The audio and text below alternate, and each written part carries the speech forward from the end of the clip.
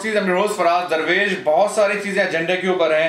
पाकिस्तान की जहाँ तक बात है तो पीटीआई बहरहाल इस वक्त थोड़ी सी जो है प्रेशर में है कि जुडिशल कमीशन का जो फैसला आया वो पीटीआई के लिए फेवरेबल नहीं है। बहरहाल वो पीटीआई के जो हजरात हैं वो उसको किसी और तरह से जस्टिफाई कर रहे हैं, लेकिन बहरहाल लुब्बे लुबाब ये कि पीटीआई ने के जो दावे थे धांधली के और जो इलेक्शन की लग ऐसा रहा था जुडिशल कमीशन शायद इस इलेक्शन को इनवैलिड करा दे देगी, पता नहीं क्या कर देगी, कुछ नहीं हुआ ऐसा।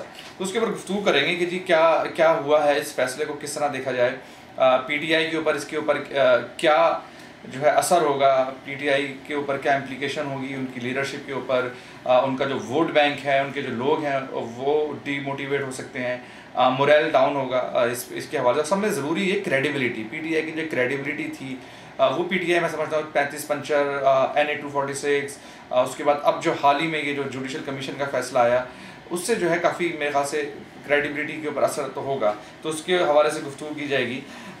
ISIS का जो एक दहशतगर्दी का जो सिलसिला है जो कि शाम, इराक़ और उसके वो फैल रहा है, और ख़तरा ये है कि पाकिस्तान के अंदर वो आ सकता है, और अफ़गानिस्तान का जो रीजन है इसके अंदर जो तालिबानी कुछ ऐसे जो ग्रुप हैं वो ISIS की जो है सपोर्ट का ऐलान कर रहे हैं। इस्लामाबाद के अंदर लाल मस्जिद तो मौलवी मौलाना अब्दुल अजीज़ वो ऐलान कर चुके हैं। तो ये देखेंगे कि जी क्या ये ISIS का सिलसिला पाकिस्तान के लिए कितना बड़ा ख़तरा होगा। और सब में एक अहम बात, पाकिस्तान के अंदर लग ऐसा रहा है कि जो एक फ्लड का सिलसिला है, जो सैलाब पाकिस्तान के अंदर हर साल ही तकरीबन आ रहे हैं, वो फिर से उनके आने का ख़तरा है। चित्राल और दीगर जो नॉर्दर्न एरियाज़ हैं वहाँ पर बारिशें हुई हैं जिसकी वजह से सैलाब वहाँ आना शुरू होगा, और ये सैलाब उसके बाद पंजाब KPK से पंजाब और फिर सिंध की तरफ रुख करते हैं क्योंकि वो इंडस रिवर पूरा का पूरा नीचे तक आता है। तो भारत इसके ऊपर गुफ्तगू की जाएगी। उसके बाद जो है जापान के अंदर एक नई डेवलपमेंट हुई है और उसका रीजन के ऊपर और दुनिया की सियासत के ऊपर फर्क पड़ेगा कि जापान के अंदर जो उनका जो कॉन्स्टिट्यूशन है उसको वो रिवाइज कर रहे हैं और वापस से अपनी जो मिलिट्री है उसको रिस्टोर करेंगे, वापस से मिलिट्री डेवलप करेंगे। तो देखेंगे इसका क्या इम्पैक्ट होगा। रियाज अख्तर साहब आपसे स्टार्ट करते हैं।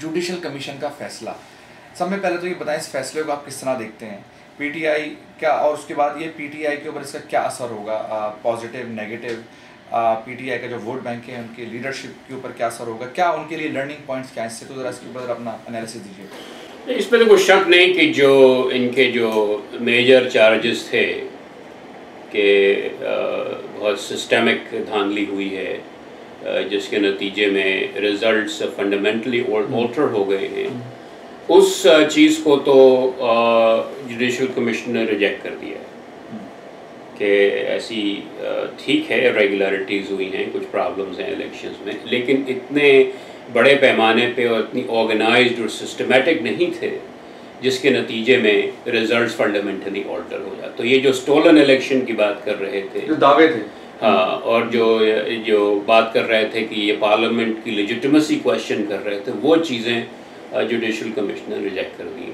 लेकिन ये ज़रूर है कि उन्होंने कहा है कि भाई इसमें काफ़ी इलेक्शन का जो प्रोसेस है काफ़ी इस्लाहात की ज़रूरत है इसमें, क्योंकि इसमें कोई शक नहीं कि बहुत सारी गलतियाँ भी हुई हैं, बहुत इरेगुलरिटीज़, काफ़ी फ्लॉड प्रोसेस था, उसको मैनेज भी बहुत पोरली किया गया। मसलन एक चीज़ जो वाज़े होके आ गई कि जो बैलेट्स गए थे उसकी कोई काउंटिंग ही नहीं थी कि कितने बैलेट्स प्रिंट हुए, कितने एक्स्ट्रा बैलेट थे, कितने यूज़ हुए, कितने नहीं हुए, कोई हिसाब, उसका एक फॉर्म होता वो कहीं भरा ही नहीं था उन्होंने, और अवेलेबल नहीं था, तो वो एक इशू थी। फिर जनाब ये बात कर रहे थे कि जनाब वो मैग्नेटिक इंक हम यूज़ करेंगे, वो सुना है, उसके बारे में बड़े सीरियस क्वेश्चंस हैं कि वो चली या नहीं चली। कुछ बायोमेट्रिक डेटा में भी कुछ इश्यूज़ आई हैं। तो आई थिंक इनको इस्लाहात की ज़रूरत है ताकि इलेक्शन को जितना ट्रांसपेरेंट, जितना क्लीन बना सकें उतना बनाएं। लेकिन इसका मतलब ये नहीं है कि जो बैठी हुई हुकूमत है, जो पार्लियामेंट है, उसको आप डिसमिस करें। लेकिन रियाज साहब इसमें एक चीज़ वाज़ेह कीजिएगा कि जो इलेक्शन कमीशन का जो फैसला है आपके नज़दीक वो फेयर है, क्योंकि पीटीआई के बहुत सारे हजरात हैं, जुडिशल कमीशन का जो फैसला है क्या वो फेयर है, क्योंकि बहुत सारे पीटीआई के हजरात हैं वो तो उसको कह रहे हैं कि फेयर ही नहीं है। नहीं, जो उनसे सवालात, असल में कमीशन जो है ना कोई ब्रॉडली ऐसे ही अपना स्टेटमेंट्स नहीं देता है। कमीशन के सामने एक पर्टिकुलर क्वेश्चन रखे गए थे, उनका उन्होंने जवाब दिया है, और मेरे ख्याल में उसका जवाब जो उन्होंने दिया है वो सही है, सही दिया। तो पीटीआई का एविडेंस नहीं प्रूव कर सकी, क्या सिलसिला है? मतलब वो तो उनके जो हामिद खान साहब को अगर आप सुने गौर से, मुख्तलिफ लोग बातें कर रहे हैं, मुख्तलिफ चीज़ें कह रहे हैं। असल में एक मसला ये भी है इनमें पीटीआई में कि कोई यूनिफाइड पोजीशन नहीं होती है, कि मुख्तलिफ लोग मुख्तलिफ आवाज़ों से अपनी अपनी बात कर रहे हैं। तो हामिद खान ने तो ये साफ साफ कहा कि भाई हम जो कुछ हम समझते थे वो अब भी यही समझते हैं कि धांधली हुई है, लेकिन हम उसको साबित नहीं कर सके। तो सीधी सी बात है। और फिर उन्होंने इल्ज़ाम भी लगाए कि जनाब ये फ़लाँ की वजह से फ़लाँ, ख़ास तौर पर इन्होंने जहांगीर तरीन का नाम लिया कि जनाब उन्होंने गलत मशवरे दिए, इस वजह से हमें इधर देखना पड़ा। तो वो आई थिंक जो समझने वाले लोग हैं वो समझते हैं कि ये बहुत बड़ी एक नाकामी हुई है। मतलब कि देखिए ना, बहुत बड़े इल्ज़ाम है, 35 पंचर का इल्ज़ाम जो है वो बिल्कुल जो है हाँ, और उसको भी जनाब ये बार बार रिपीट करते रहे बगैर वेरिफिकेशन के, तो वो इश्यूज हैं। आई थिंक इनको बड़ा सीरियसली एक इंट्रोस्पेक्शन की ज़रूरत है, बजाय इसके कि ये अपना पोजीशंस को डिफेंड करते रहें और उन्हीं पुरानी बातों को रिपीट करते रहें। They need some serious introspection within the party कि जो कुछ कर रहे थे क्या ठीक था, और इसको आइंदा क्या ऐसे ही करेंगे या मुख्तलिफ तरीके से हैंडल करेंगे।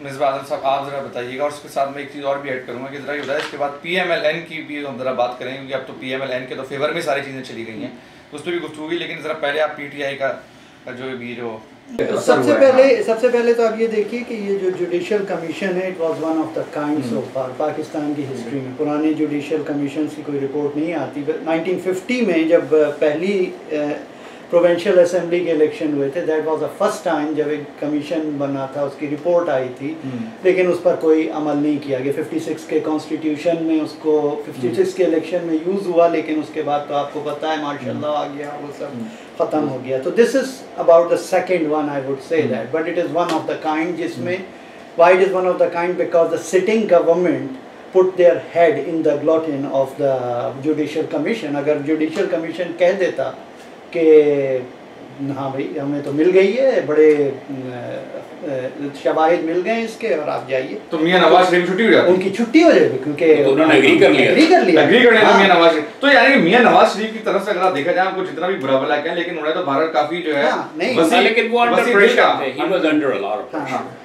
नहीं, actually the thing is that के बाद तो अंडर प्रेशर नहीं थे, धरना खत्म हो गया था, फिर कौन सा प्रेशर था? नहीं, प्रेशर उनके ऊपर बहुत था मुख्तलिफ तरीके से। यानी इवन जो दूसरी पार्टीज थी, वो ये सिर्फ ये इल्ज़ाम जो था, ये धरना सिर्फ इन्होंने किया, लेकिन इल्ज़ाम जो था ये धांधली का, ये पीपल्स पार्टी ने भी लगाया था, और दूसरी पार्टी, ऐसी बात नहीं है कि और इंटरनली, लेकिन ये है कि उस विगर से और उस पैशन से परसू नहीं किया दूसरी पार्टीज, और ये नहीं कहा कि जनाब बस फौरन रिजाइन कर दो और ये पार्लियामेंट डिसॉल्व, ये बात उन्होंने नहीं की, लेकिन ये कि वो भी इससे एग्री करते थे कि प्रॉब्लम्स थे इलेक्शंस में। नहीं, और ये भी कहा जाता है कि जब ये इन्होंने पहली दफ़ा मियाँ साहब ने जब जनरल राहील शरीफ से कहा ये बात कि इमरान खान साहब एग्री नहीं कर रहे कोई भी गारंटर, तो आप बीच में आइए, तो जनरल राहील शरीफ ने कहा हमें इन्वॉल्व ना करें, आप बेहतर है।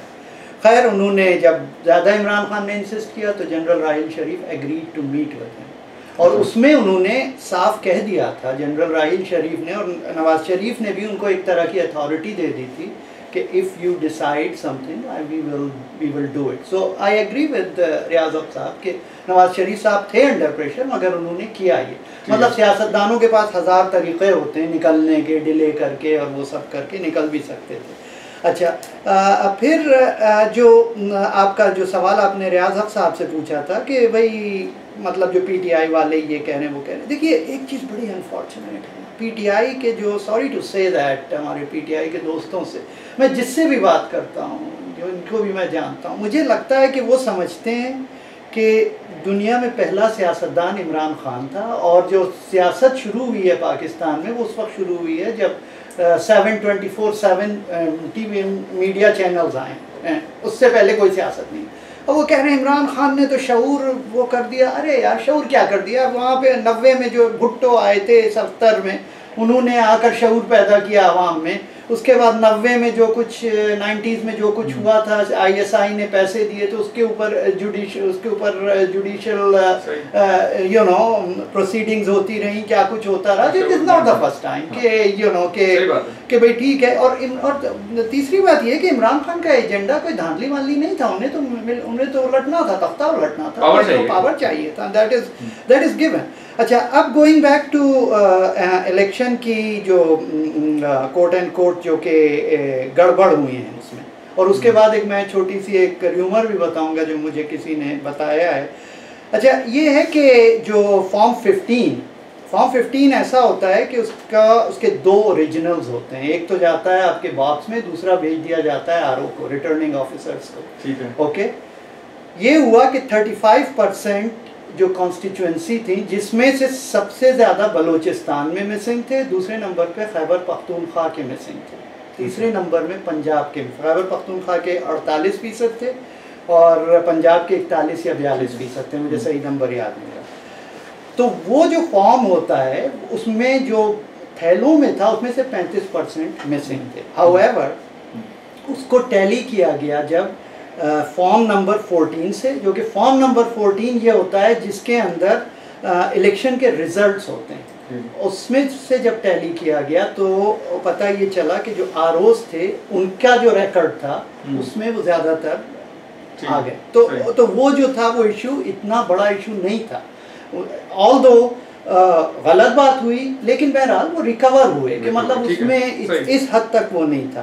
तो अब ये है कि अब होना ये चाहिए कि पीटीआई को अब जब बैक ऑफ करना चाहिए, उन्होंने जो मुआहदा किया था, अब ये कहना कि अब इमरान खान उसका ये बार बार बता रहे हैं सब हर जगह जाके कि 35% मिसिंग थे, लेकिन उसका अगली लाइन नहीं पढ़ रहे हैं, यानी कि अधूरा सच बोल रहे हैं, या अधूरा सच बोल रहे हैं और लोग उनको बिलीव भी करते हैं। अच्छा, अब र्यूमर ये है कि कहा, इससे पहले र्यूमर पे गए, मैं एक सवाल आपके सामने रखा है। इमरान खान साहब की जो इरेगुलरिटीज़ और की सारी जो चीज़ें हैं, बल्कि मैं ऐसा आपसे लेता हूँ ये सारी चीज़ें, लेकिन चक्कर सारा ये है कि ये तो पाकिस्तान में जो इलेक्शन होते हैं उसका सिलसिला कुछ ऐसा ही होता है, यानी कि जब पीटीआई के खैबर पख्तूनख्वा जिस प्रोविंस को ओन करते हैं, जब वहाँ पर अभी इलेक्शन हुए तो वहाँ पर भी बड़ी रेगुलरिटीज, उनके अपने जो गंडापुर साहब हैं वो पाए गए मुलव्विस। तो ये, लेकिन उसकी वजह से ये तो नहीं हो गया कि खड़े हो जाएंगे, धरना दे दिया कि ये इलेक्शन ही खत्म जो है इनवैलिड होगा, ये सब चीज़ें।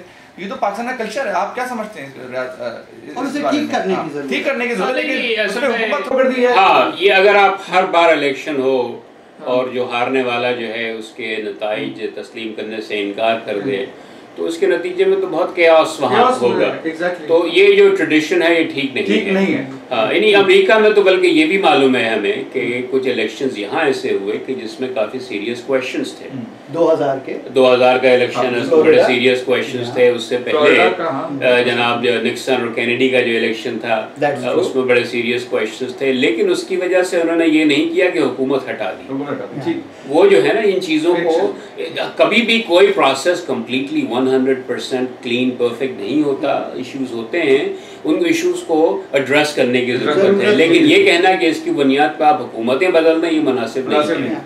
और इमरान खान साहब का जो पूरा रेटरिक था वो ये नहीं था कि धांधली, वो तो कहते थे कि एक साजिश हुई है जिसमें नजम सेठी इन्वॉल्व हैं, GOT भी इन्वॉल्व है, रमदे साहब इन्वॉल्व हैं, ये इन्वॉल्व है, उमर चौधरी इन्वॉल्व है। हाँ, अच्छा, अब जो कि जिनको वो ब्लाइंडली सपोर्ट किया करते थे आमिर खान साहब अब ये कह रहे हैं कि from the day 1 I am telling Imran Khan please don't do that, क्योंकि आप उनको प्रूव नहीं कर सकते। There is no way you can prove. नहीं तो आप दोनों के लॉसूट्स भी तो हुए हैं। अब लॉसूट हो गए, अब आप देखिए किसके लॉसूट हो गए? नजम सेठी और चौधरी इफ्तिखार के। तो वो कहते हैं कि या तो तुम माफी मांगो या काम अब तो आप हार गए, आप प्रूव ही नहीं कर सकते। जी, और इश्यूज हैं अभी, and it's not over for नहीं। और मैं पढ़ रहा था इनका हारून रशीद साहब का, वो तो बड़े सपोर्टर थे 35 पंचर के केस के, कितना लिखते थे। परसों उन्होंने जो कॉलम लिखा उसमें बाकायदा माफी मांगी सरप्राइज के भाई। लेकिन क्या चक्कर क्या है, पीटीआई की जो मिडिल टियर की जो लीडरशिप है, जिसमें बड़े मैं पढ़ता रहता हूँ अली जैदी साहब को, कभी इमरान इस्माइल साहब को, दीगर, मुझे लगता है कोई रियलाइजेशन नहीं है। अब पीटीआई में क्या हो रहा है, तो वो पढ़ने के लिए आप अली जैदी और इनको मत पढ़िए, आप देखिए इमरान खान क्या कहना, जहांगीर तरीन क्या कहना। बिल्कुल, आप टॉप लेवल को भी देखें, नहीं टॉप लेवल को भी देखें तो वो भी वही बात कर रहे हैं जो कि उनकी मिडिल टियर कर रही है।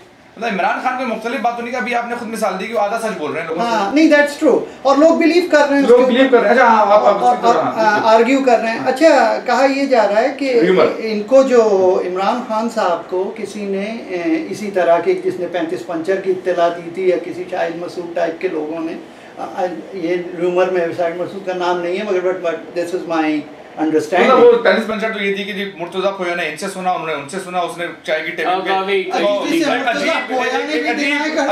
फनी किसी जब उन्होंने समोसा खा रहे थे तो समोसा खाते वक्त उन्होंने कहा कि जी मैंने ये सुना है कि अमेरिकन एम्बेसडर ने ये कहा, उन्होंने वो ब्रिगेडियर सैमुअल ने जब उनको चाय दी उन्होंने कहा हाँ जी मैंने भी सुना है, और उसके बाद जो है ना वो नईमुल हक वहां बैठे हुए थे, उन्होंने ठग से ट्वीट कर दिया, इमरान खान साहब ने ट्वीट पे यकीन कर दिया। मतलब एक अजीब, आप कहते हैं कि यार इतने हाई लेवल पर उस पे आपने धरना खड़ा कर दिया। पूरा नहीं, धरने की तो दूसरी वजह थी, वो आपको पता है धरने की तो सब। तो रूमर ये किसी तरह के मुबशिर लुकमान या इन लोगों के टाइप के किसी लोगों ने, इन लोगों ने इमरान खान को ये इंटरनल खबर दे दी थी कि एक जो जज हैं उसमें से वो तो बिल्कुल बिलीव कर रहे हैं इन पे, और ऑब्वियसली कमीशन का फैसला यूनानिमस होना चाहिए, तो ये होगा कि उसके अंदर बहुत सी चीज़ें आ जाएंगी, तो आप या तो जीतेंगे या फिर अगर नहीं भी जीते तो चीज़ें इतनी आपके पास होंगी कि आप उसे आगे बढ़ा सकेंगे।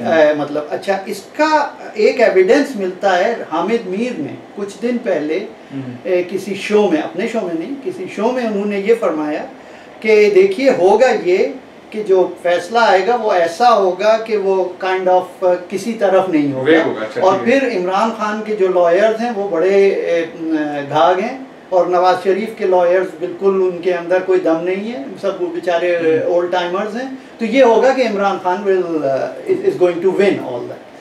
तो अच्छा, तो ये कह रहे हैं कि उन्होंने मतलब ये समझ लिया था कि यार अब तो हम जीत रहे हैं, और इसीलिए इमरान खान ने समझ लिया था कि हम जीत रहे हैं, उनको जुडिशल कमीशन का फैसला हमारे हक में आ रहा है कि और उसके बाद जो है हमारा हम वापस से धरना देंगे। हालांकि नवाज शरीफ रिजाइन करना पड़ेगा उनको। हाँ, उनका ये था कि भाई फिर ये उनको इस स्टेट ऑफ माइंड में किसने इस पे बेवकूफ बनाया इमरान खान? यार अब ये जो जिसने मुझे बात बताई है, he or she does not know exactly कि किस तरह किसने बना, लेकिन जो पॉइंट वो यही है ना कि उन्होंने बिलीव किया इस पे कि, और उसमें जाकर वो इतना आगे निकल गए। हालांकि जो उन्होंने 3 लाख सफ़े जो जमा कराए थे उसमें से 90% रिजेक्ट ऑलरेडी हो चुके थे कोर्ट ऑफ लॉ से। तो यार वो सब एक मैं जरा इसकी तरफ जाता हूं, इम्प्लीकेशन की तरफ। रियाज साहब, पीटीआई की क्रेडिबिलिटी, पीटीआई का फ्यूचर, पीटीआई का जो धरने का जो पूरा बबल था वो तो हम सब जानते हैं कि वो किस वजह से हुआ। मतलब मैं क्या कैमरे के ऊपर बताऊं कि वो वजह कुछ और थी, उनको इस्तेमाल किया गया, वो इस्तेमाल भी हुआ कि जी मुझे पावर मिल जाएगी, बड़ी बातें, इस पर सब बड़ी बातें हो चुकी हैं। पीटीआई का धरने का बबल ख़त्म हुआ, उसके बाद उनको एक बड़ा अच्छा गोल्डन मौका मिला जब पेशावर का APS का हमला हुआ, उस पर उन्होंने धरना ख़त्म कर दिया। उसके बाद पीटीआई का वो NA-246 का बबल था, वो भी कोई जो है नहीं चल सका। 35 पंचर का इतना बड़ा इल्ज़ाम था, उसका कुछ नहीं निकल के दिया। जुडिशल कमीशन का फैसला भी, पीटीआई की क्रेडिबिलिटी तो वाकई में सवालिया निशान बन चुका है कि इतने बड़े बड़े इल्ज़ाम लगा देते हैं और अंदर सब खोखला होता है। क्या करना चाहिए with in PTI Imran Khan साहब को? पीटीआई तो इस वक्त काफ़ी जैसे कहना खिसियानी बिल्ली वाली सूरत हाल है इनकी। अच्छा। तो ये अपना खंबा नोच रहे हैं इस वक्त। लेकिन मुझे ज़्यादा फ़िक्र है कि ये जो हमारे नवाज शरीफ साहब हैं ये किस तरह बिहेव करेंगे। ये तो मज़ीद मजबूत हो गए। क्योंकि इनका ये प्रॉब्लम है नवाज शरीफ साहब का कि जब इन्हें थोड़ी बहुत ज़रा स्ट्रेंथ नज़र आए इनमें तो ये बहुत बैडली बिहेव करते हैं, आउट ऑफ कंट्रोल हो जाते हैं। और इनमें एक तो ये है कि ये बड़े बहुत ज़्यादा मुंतक़िम मिजाज हैं, इनको इंतकाम चाहिए होता है। यानी जब ये जीत गए थे तो सबसे पहले इन्होंने कहा कि भाई अब तो मुशर्रफ को लटकाना है मुझे, जिसका खमियाजा भुगतना पड़ेगा। उनके पीछे पड़ गए जनाब, बहुत सारे केसेस शुरू कर दिए, ट्रीजन का केस, और बजाय इसके ये जो है ना जिसको कहना चाहिए एक मैग्नानिमस विक्टर नहीं है, फराख दिली इनमें बिल्कुल नाम को नहीं है। और इनसे ज़्यादा जो हैं वो इनके ख्वाजे हैं जो खड़े हो के हया नहीं है, शर्म नहीं है, थानू क्यों आ गए ने, इस तरह की बातें फ़ौरन ख्वाजा आसिफ, ख्वाजा रफ़ीक, ये सब। फिर जनाब इन्होंने और भी छोड़े हुए लोग। चलो इट्स अंडरस्टैंडेबल कि आप यहाँ भी अमेरिका में भी ऐसा होता है, जो पॉलिटिशियंस हैं जो खुद जो अपर लेवल पे वो खुद तो अटैक नहीं करते, लेकिन उन्होंने अटैक डॉग्स रखे हुए होते हैं अपने कि ठीक है 2-4 अटैक डॉग्स रखे हैं, ख्वाजों को पीछे लगा दें, अनुषा को पीछे लगा दें इनके, लेकिन खुद जब वो इसमें शामिल हो जाते हैं तो ये बड़ी परेशानी की बात है, क्योंकि फिर उनकी वजह से बड़े मसाइल पैदा होते हैं। पहले भी इन्होंने जब मुशर्रफ का पीछा शुरू किया तो उसके नतीजे में इनको बहुत से मसाइल हुए, इनको सोचने समझने की ज़रूरत है। अब ये दोबारा स्ट्रेंथ में आ गए, अब दोबारा कहीं बैडली बिहेव ना करें, क्योंकि ये ऑलरेडी जो उनकी जो स्पीच थी जो उन्होंने कौम को की, वो मुझे ज़्यादा पसंद नहीं आई वो स्पीच। बजाय इसके कि जनाब let bygones be bygones, let's look forward, जो हो गया सो हो गया, आगे देखो, अब मुस्तकबिल को बेहतर करो। हाँ। वो बात नहीं की उन्होंने जनाब, पूरा जनाब के गिनाया कि मेरे साथ ये किया गया, मेरे साथ वो किया गया। तो लेकिन उन्होंने नाम लेके इमरान खान साहब का पीटीआई को बुरा नहीं लिया, लेकिन ये कहा भी था कि आइए आगे बढ़े। लेकिन ये है कि काफी वक्त उन्होंने इसके ऊपर लगाया, इनको बड़ा बुरा भला कहा, उसने नाम नहीं लिया। वो दूसरी as compare to Imran Khan तो मैं समझता हूँ कि बड़ी उनकी उनका तो हर मसला बहुत दूसरा है। लेकिन ये है कि इनमें जो फराखदिली होना चाहिए, जो बड़ा होना चाहिए इनको, कि भाई आप जीत गए हैं, अब show some grace, that grace is missing. अच्छा ठीक है, अब आपने अब इसकी वजह से और हिमाकतें न कर बैठे, जिसकी वजह से मिलिट्री भी इनसे फिर दोबारा पेश ऑफ हो जाए, अब कहीं दोबारा मुशर्रफ को ना लटकाने के चक्कर में आ जाएंगे। ये जो है ना, ज्यादा सोचने समझने की सलाहियत नहीं है इनमें। ठीक है, अब आप कह रहे हैं कि इनके ऊपर से वो जो इनको लिमिट किया हुआ था वो कवर अप खत्म हो गया है, तलवार हट गई है, इनके सर से। अब ये फिर मिसबिहेव करेंगे, मुझे बहुत डर है। अच्छा, जो तलवार जो हटी है इमरान खान साहब, अब उनको क्या करना है? वो तलवार तो उन्होंने खुद ही जो है अपने मान ली है, अब उस तलवार का क्या करेंगे इमरान खान साहब? इमरान खान हो गए असल में इमरान खान नहीं, फौज किसी और को लगा सकती है यार, ये फौज के पास और भी मोहरे मौजूद हैं। इमरान खान को पहला मोहरा नहीं है जिसको फौज ने इस्तेमाल किया, और बहुत से मोहरे मौजूद हैं, और वो कह रहे हैं बन भी रही है। तो अगर ये बिहेव नहीं करेंगे तो दूसरा मोहरा आ जाएगा। अच्छा ठीक है, मिसबा आजम साहब। हाँ नहीं, ये जो है क्या कहते हैं, मतलब यार ये जो चीज़ है, ये जो इनकी तकरीर थी, मतलब मेरी जो मतलब I would respectfully disagree with Riyaz भाई। उन्होंने मतलब मुझे तो लगता है उन्होंने काफ़ी सोबर तकरीर की थी, उन्होंने कोई अटैक नहीं किया किसी पे। उन्होंने कहा कि भाई लेट्स मूव ऑन, अब ये ठीक है। देखिए इमरान खान साहब ने जिस हद तक चीज़ों को ले गए, उनको गालियां तक दी, ये लोगों से कहा कि इनके घर के लोगों को आप नहीं, ये कहा वजीर आजम से, नहीं ये तो मुझे नहीं याद, ये कहा कि वजीर आजम हाउस में खींचेंगे और उनका शलवार को गीली हो गई, मतलब बहुत कुछ कहा यार। और जो वो टेप जो आया था उसमें तो गाली दी उनको यार, वो जो बीप कर दी। हाँ वो तो गाली बकी उन्होंने टेप में आरिफ अलवी बड़ा अफसोस हुआ, वो तो मतलब बहुत। इमरान खान साहब को एज ए लीडर ऐसे जवानी सवाल करने चाहिए। लेकिन अब आप बताइए कि ये इस सिचुएशन में आप मुझसे या किसी भी लीडर से, किसी इंसान से एक्सपेक्ट कर रहे हैं कि ही और she will let it go entirely, it's just not possible, humanly not possible. You will do something return. I mean the thing is that अब आप अच्छा इनका जो है इमरान खान का, जहाँ तक मेरा ख्याल है कोई खास फर्क नहीं पड़ेगा, क्योंकि इनकी जो कॉन्स्टिट्यूएंसी है उसमें लोग इनको बिल्कुल, कुछ लोग तो हटेंगे। एक नुकसान ज़रूर होगा कि जो ये बहुत सारे जो पीपल्स पार्टी में के जो लोटे थे, जो कि लुढ़कना चाह रहे थे इनकी तरफ, और वो वेट कर रहे थे जुडिशियल कमीशन का, जुडिशियल कमीशन का, वो नहीं लौटेंगे क्योंकि ये इंटरनल न्यूज़ और पार्टी बनने वाली है भाई। हाँ दैट्स ट्रू। तो लेकिन अब लेकिन लोटे आप कह रहे हैं, लोटे निकल के पीपल्स पार्टी मुख्तलिफ पार्टी से पीटीआई में नहीं जाएंगे, लेकिन ये चांसेस हैं कि पीटीआई के लोग जो है वो निकलना शुरू हो जाएं। दैट्स ट्रू, मगर वो जैसे रियाज साहब फरमा रहे हैं कि अब जो है नई पार्टी आपने एक अजीब शोषा छोड़ दिया। उन्होंने कोई सोचा नहीं, ये तो बड़ा मीडिया स्ट्रॉन्ग रूमर्स हैं कि नई पार्टी बन रही है, अच्छा, जिसको मुशर्रफ साहब हेड करेंगे। हाँ नहीं मतलब वो तो पीटीआई के खतरा है नहीं, but that is a rumour कि मुशर्रफ साहब हेड करेंगे, लेकिन ये काफी ऑथेंटिक लोगों ने, और इसमें पीपल्स पार्टी के लोग भी होंगे, मुस्लिम लीग नून के भी, पीटीआई के भी, जो इनके डिस्ग्रंटल्ड लोग हैं सब होंगे। ये बड़ा सारे जो लोटे तो मुशर्रफ साहब अब नजर आएंगे इमर्ज होते हुए वापस। हां देखिए मुशर्रफ साहब डेली अपने इंटरव्यूज दे रहे हैं और हमने will not give up on this, असल में ये बताएं इमरान खान साहब को क्या करना चाहिए अब? अभी इमरान खान को कुछ नहीं करना चाहिए, उन्हें थोड़े दिन के लिए क्वाइट हो जाना चाहिए। जितना वो बोलेंगे, अगर ये हर रोज और है इलेक्शन में, हाँ जितना वो बोलेंगे उतना डैमेज करेंगे अपने आप को। अच्छा मुझे जो लग रहा है, जो मेरी जो प्रेडिक्शन है, वो चुप नहीं होंगे। अब आप देख लीजिए कि 1-2 हफ्ते का इंतजार कीजिए, फिर वो कोई नया कागज लेकर आएंगे और कहेंगे कि हाँ वो कि मतलब नहीं बिकेगा नहीं शायद अब वो। यार अब ये तो टाइम, अब उनको ये बताना पड़े लोगों को ये चूरन असली है नकली है। नहीं अब ये तो टाइम बताएगा, जैसे रियाज साहब ने, अब उन्होंने अपने चूरन के ऊपर नकली का दाग लग गया है। हाँ नहीं, लेकिन वो टाइम बताएगा। जैसे रियाज साहब ने कहा कि नवाज शरीफ से भी आप कुछ बहुत एक्सपेक्ट मत, नवाज शरीफ से भी एक्सपेक्ट, उन्होंने कुछ उल्टी सीधी हरकतें कर दी तो ये बात अगर नवाज शरीफ साहब ने अगर कोई फिर से कोई गलती की तो वो उनके मफाद में नहीं जाएगी। रियाज साहब आपकी तरफ आता हूँ, ये सबसे पहले तो ये उस पर जाएंगे फ्लड का जो सिलसिला है। अब फ्लड में जब बात होती है कि हर साल नहीं तो हर 2 साल के बाद फ्लड आता है और बहुत बड़ी तबाही होती है, मासूम किसान जो है उनकी फसलें ख़त्म हो जाती हैं, घर ख़त्म हो जाते हैं, लोग मर जाते हैं। लेकिन बड़ी बात कही जाती है कि जी अगर ये डैम बन जाएँ, काला बाग बन जाए तो कुछ मसला हल होगा। समय पर तो ये बताएं कि अभी जो फ्लड की जो वार्निंग इशू होना शुरू हो गई चित्राल में, वहीं से चलते हैं नॉर्दर्न एरिया से, वो कितनी सीरियस है? सेकेंडली, क्या वाकई डैम्स बन जाएंगे तो मसला हल हो जाएगा? अरे पहले तो लेट्स ट्राई एंड अंडरस्टैंड कि इसका कॉज क्या है, ये जो इतनी सीरियस फ्लडिंग हो रही है। कुछ लोग ये कहते हैं कि भाई ये जो ग्लेशियर्स हैं वो ज़्यादा रैपिडली मेल्ट कर रहे हैं। मेरे ख्याल में ऐसा नहीं है, बल्कि जो साइंटिफिक स्टडीज़ हुई हैं कई, उसमें ये साबित हुआ है कि जो पाकिस्तान के जो ग्लेशियर्स हैं, ख़ासतौर पे जो काराकोरम में, जो वेस्टर्न हिमालयज़ में, वो बजाय मेल्ट होने के और ग्रो कर रहे हैं। तमाम स्टडीज़ ये शो कर रही हैं इसको, बल्कि इस चीज़ को कहा जाता है काराकोरम अनामली, कि दे एक्चुअली ग्रोइंग। तो ये कहना कि पानी वहाँ से मेल्ट हो रहा है इसलिए आ रहा है, ये बात सही नहीं है।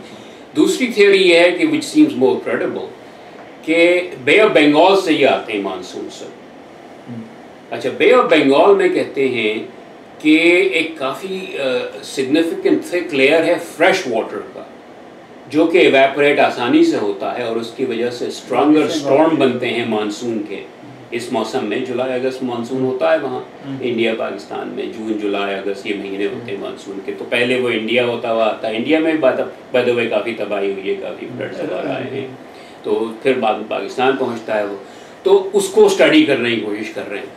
लेकिन बॉटम लाइन ये है कि जब बहुत ही हेवी रेन्स होंगी नॉर्थ में तो उससे फ्लड्स तो क्रिएट होंगे, इसलिए कि जब पहाड़ों पर बारिश होती है तो वो पानी कहाँ जाएगा, वो नीचे आके प्लेन्स में आएगा, प्लेन्स ऑफ पहले पोठवार प्लेटो में जाएगा, फिर उसके बाद plains of Punjab and Sindh.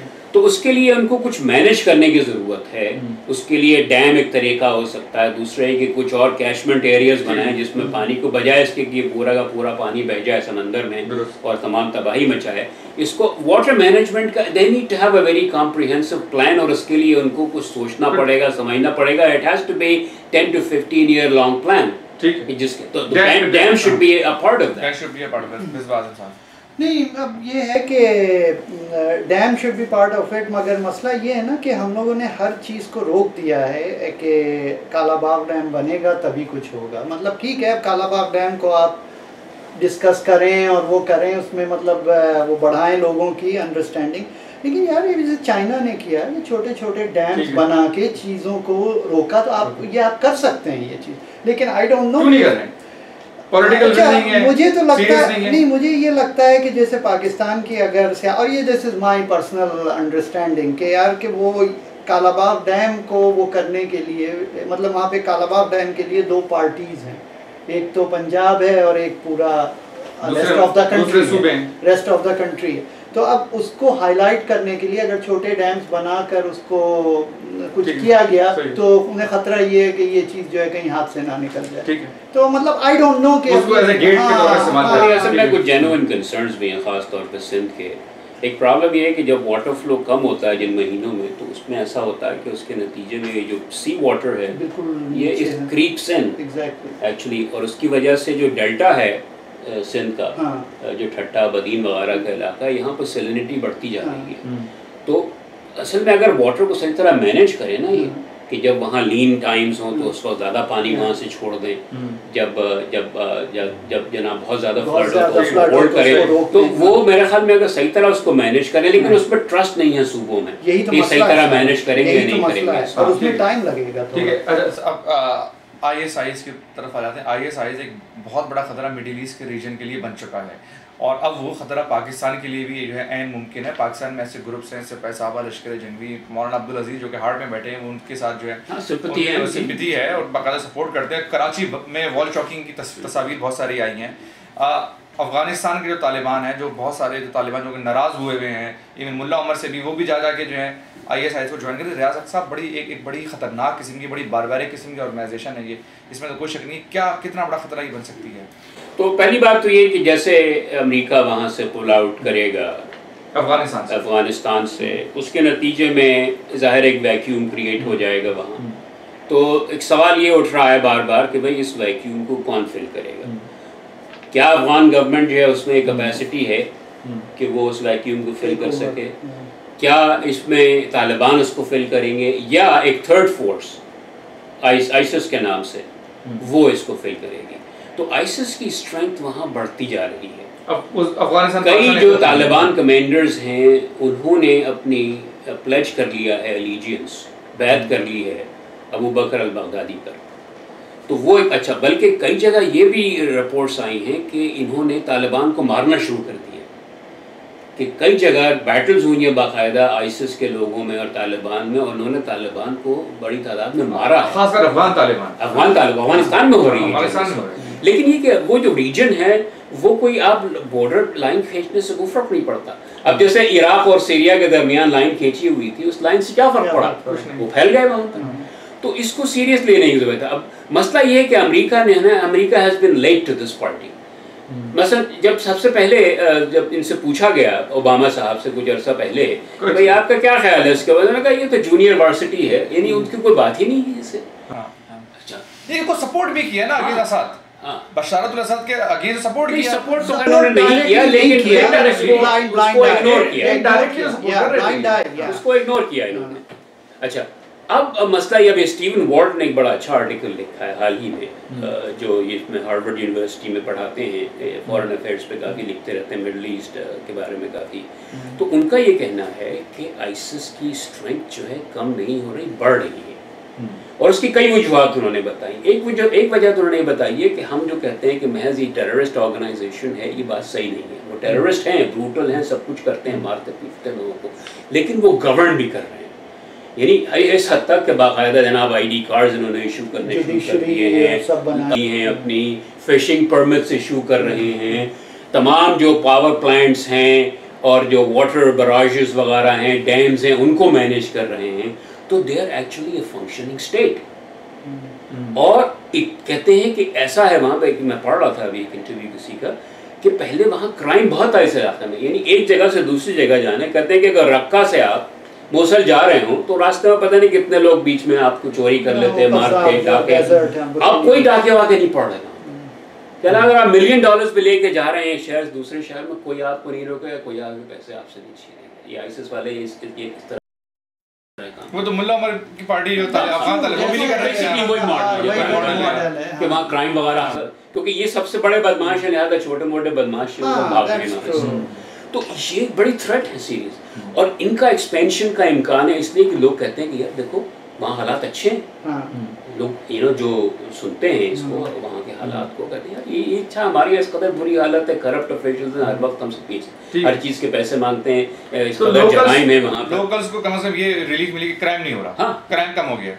तो ऐसे लोगों को चाहिए ना, असल में आम लोगों के जो मसाइल हैं ना वो बड़े डिफरेंट होते हैं, उनको जमहूरियत वगैरह से इतनी वो नहीं होती है गर्ज। वो कहते हैं भाई हमारा मसला हल करो, बिजली आ रही है हमारे घर में, पानी आ रहा है हमारे घर में, कुएं में लूट लाट नहीं रहा है हमें, तो बस ठीक है, खा पी रहे हैं। तो ये मसाइल इनको जो है ना, इसको डील करने के लिए इन गवर्नमेंट्स की फंक्शनिंग को इम्प्रूव करना होगा। दूसरी, और आइसिस को डिस्ट्रॉय ऐसे नहीं कर सकते ऊपर से बमबारी करके। I think they're going to need some ground action to start. ये ground action तो, लेकिन क्या मतलब कि ट्रूज भेज दें, क्या करें? That's what they're going to have to do. ट्रूज भेजें, लेकिन कोई काउंटर आइडियोलॉजी भी जरूरी है। वो तो आइडियोलॉजिकल वॉरफेयर जो you have to fight that. Yeah, exactly. Absolutely, that is the key. लेकिन ये है कि इस वक्त जो उनका जो एक्सपेंशन है इमीडिएट, उसको आप कैसे स्टॉप करेंगे? ग्राउंड फोर्स, उसके लिए अच्छा, एक गुड न्यूज़ ये है इसमें कि टर्की ने अब इसको ज्वाइन कर लिया है। तो टर्की इज अ बड़ी powerful nation in that part of the world. उनकी जो ना बड़ी मिलिट्री है, उनका बॉर्डर मिलता है। किसको ज्वाइन कर लिया? आइसिस के खिलाफ फाइट, बॉम्बिंग शुरू कर दिया आइसिस के टारगेट्स के ऊपर। नहीं, लेकिन एक रियासत का पाकिस्तान को क्या करना चाहिए? पाकिस्तान के लिए बड़ी परेशानी की बात है। एक तो ये कर सकता है पाकिस्तान कि अगर फ़र्ज़ कीजिए, और ये अफगानिस्तान और तालिबान को सबको इस सोचने की ज़रूरत है कि अगर हम लोग आपस में मिल बैठ के कोई मसला नहीं ढूंढेंगे, सोल्यूशन इस मसले का, तो फिर हम इसके लिए बेसिकली रास्ता खुला छोड़ देंगे इस, क्योंकि जब कैओस वहाँ होगा तो कैओस में इनको अपॉर्चुनिटी ज़्यादा होती है। अगर आप कैओस को कंट्रोल करेंगे और हालात बेहतर करेंगे वहाँ के, तो अब ये जो बातचीत शुरू कराई है पाकिस्तान ने तालिबान की और अफगान हुकूमत की, तो उसको बड़ा सिंसियरली परस्यू करने की ज़रूरत है, और जो नॉर्दर्न अलायंस को समझने की ज़रूरत है कि उनकी तालिबान की दुश्मनी में कहीं ऐसा ना हो कि जनाब तालिबान तो चले जाए, उससे बदतर हुकूमत आ जाए वहाँ।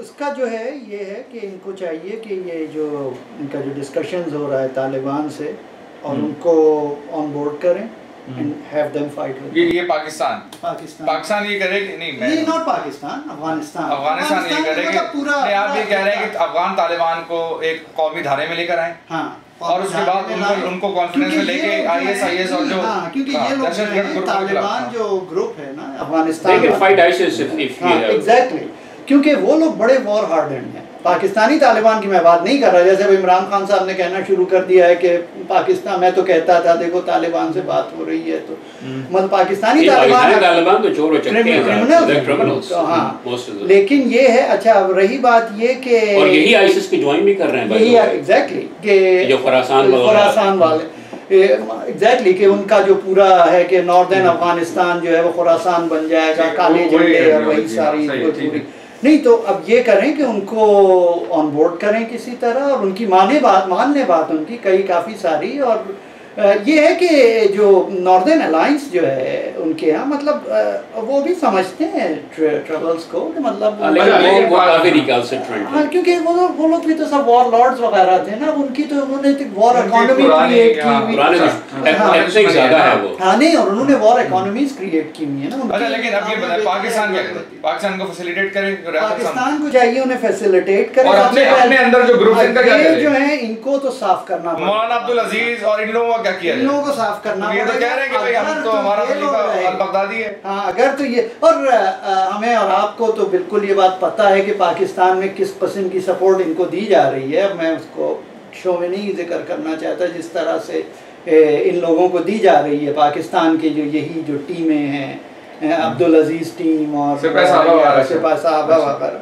तो अब ये चीज़ें जो हो रही हैं, दिस इज़ वेरी डेंजरस। और उसके लिए पाकिस्तान का जो हाल है वो सिर्फ एक है, इनको बड़ा स्ट्रांगली इन लोगों के अगेंस्ट जाना है, तालिबान के अगेंस्ट जाना है, मतलब मैं अफगानिस्तान पाकिस्तान के तालिबान और ये जो अंदर एक, क्योंकि अब तक सेक्टेरियन जितने भी ग्रुप हैं जो कि ISIS के साथ की बात कर रहे हैं, उनके खिलाफ भी तो कोई खास ऑपरेशन होने, उनके खिलाफ कोई कॉन्क्रीट सामने नजर नहीं आया, लेकिन उनके खिलाफ हो रहे हैं ऑपरेशन। अच्छा ठीक है, दूसरी तरफ गियर स्विच करता हूँ, आपसे स्टार्ट करता हूँ।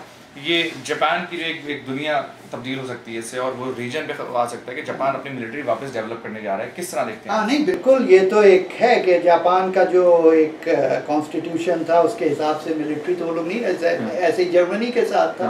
जर्मनी ने अब अपनी मिलिट्री क्रिएट की, और उसने देखिए कितना इन्फ्लुएंस किया। तो अब ये है कि अब जापान भी करेगा, और अभी तो हुआ नहीं है, मतलब पास नहीं हुआ है अभी, लोअर हाउस से हो गया। इम्प्लीकेशन क्या होंगी? इम्प्लीकेशन तो यार एक बहुत बड़ी पावर आ जाएगी, और सबसे बड़ी जो इम्प्लीकेशन होगी वो जो है नॉर्थ एंड ईस्ट चाइना सी में होगी। अच्छा। अब चाइना जो देख रहा है, जो कॉरिडोर्स वगैरह बना रहा है, चाइना का विजन था ये कि ये चीजें हो सकती कि जब Japan with a military with a teeth, it would be much dangerous for China. ठीक है, राजा साहब। इसमें असल में जाहिर है कि चाइना को तो इससे ख़तरा होगा अगर जापान स्ट्रांग हो जाए, दोबारा मिलिट्री बन जाए इसकी। लेकिन सिर्फ चाइना ही को नहीं, बल्कि वहाँ जो हिस्ट्री कुछ ऐसी है कि जो बाकी ममालिक हैं वहाँ के, जो कि अमेरिका के एलाइज हैं, मसलन कोरिया है, साउथ कोरिया है, वियतनाम है, फिलीपींस है, ये सब भी जापान से ख़ाइफ हैं। इसलिए कि जापानीज़ मिलिट्री ने वर्ल्ड वॉर्स के दौरान इनके ऊपर, इनको भी ऑक्यूपाई किया, इनको भी ब्रूटलाइज किया है। तो ये एक यूनिफॉर्म फ्रंट बनाना चाइना के खिलाफ बहुत मुश्किल होगा इनके लिए, जापानीज़ के लिए नहीं, अमेरिका के लिए। हाँ, क्योंकि अमेरिका के तमाम एलाइज जो हैं एक दूसरे के एलाइज नहीं हैं, अमेरिका के तो एलाइज हैं, but they are afraid of each other. ठीक है, ठीक है सर, आपने देखा हमने मुख्तलिफ टॉपिक्स के ऊपर, मुख्तलिफ मौज़ूआत के ऊपर गुफ्तगू की। सब में अहम मौजू ये है कि पाकिस्तान के अंदर जो ये फ्लड का सिलसिला है, जिसके अंदर दीगर लोग और हर साल जो हैं कई सारे लोग बेघर हो जाते हैं, फसलें तबाह हो जाती हैं, बच्चे, औरतें, मर्द तबाह के साथ साथ मर जाते हैं और उनकी हलाकतें हो जाती हैं। दुआ गो है कि ऐसा कुछ ना हो, क्योंकि हमेशा नॉर्दर्न एरिया से स्टार्ट होता है ये, नॉर्दर्न एरियाज़ के बाद जो है फिर वो के से पंजाब, पंजाब से सिंध, ऐसा ना हो इस दफ़ा जो है लोग तबाही कम से कम हो, इसके लिए दुआ गो हैं। इसके साथ ही मुख्तलिफ टॉपिक्स पे हमने बात की है। आपसे गुजारिश ये कि आप हमारी वेबसाइट talk4pak.com और हमारे ट्विटर के अकाउंट भी हैं, साथ साथ फेसबुक के अकाउंट भी, उसके ऊपर अपनी फीडबैक आप अक्सर और बेशतर भेजते हैं, मज़ीद फीडबैक हमें दीजिए। कोई ऐसा टॉपिक जो आप समझते हैं कि हम नहीं कवर कर रहे हैं और आप चाहते हैं कवर हो, उसके ऊपर भी हमें फीडबैक दीजिए और अपनी आरा से हमें जो है मैसेज के ज़रिए बताते रहिए। इसके साथ ही फराज दरवेश को और मेरी टीम को इजाज़त दीजिए। देखते रहिए व्यू पॉइंट फ्रॉम ओवरसीज़।